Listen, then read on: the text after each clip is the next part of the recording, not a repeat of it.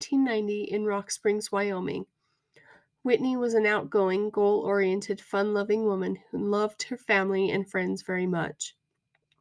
There is not a photograph of her that does not capture her beautiful smile, sparkly eyes, and zest for life. Whitney truly loved life and lived each day to the fullest. She never forgot a birthday or holiday and made sure that everyone was in on the celebration. Whitney's genuine heart and caring soul made her who she was, a true gem. Whitney's untimely death devastated many people in her life and community. She touched the lives of many during her short time with us. Her death left everyone wondering, how could the man that proclaimed his love for her, the man who vowed to love her forever, carry out such an unimaginable act of violence? Whitney's story of abuse was her own, but unfortunately it was like that of others. It left family and friends to ponder what happened. How did it go so wrong? The evident and outward signs of abuse were not there.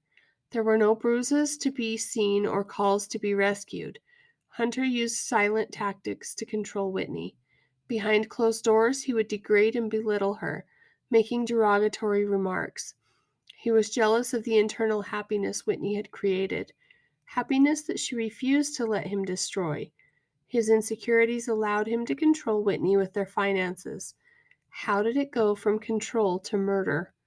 Were there signs that were missed? For family and friends, there are so many questions that have been left unanswered. The overwhelming sense of guilt and emptiness that this tragedy has created left them asking if the signs were there. Could they have done something differently to prevent such a tragedy? In an instant, his actions forever changed the lives of many.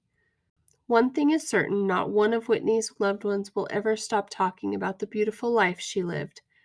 It is through her tragedy that family and friends hope to break the silence against domestic violence. They believe that no one should suffer the way Whitney did.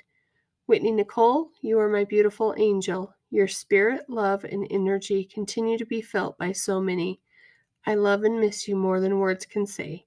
I know you are taking such great care of our precious grandbaby.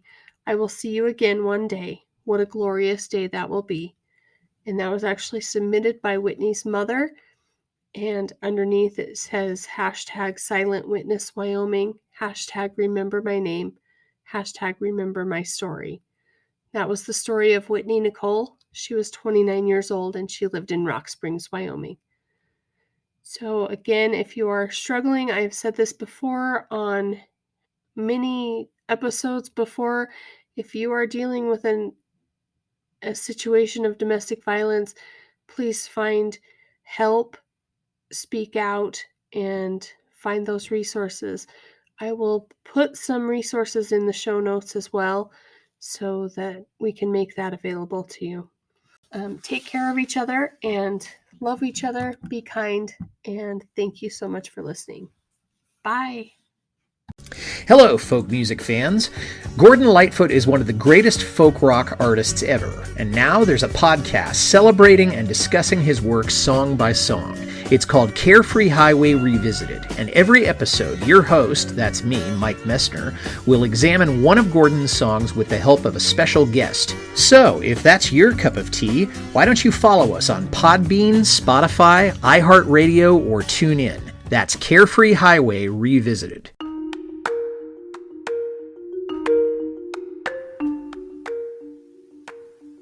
Thank you for listening, everybody. We will see you next time on Sinister Story Hour.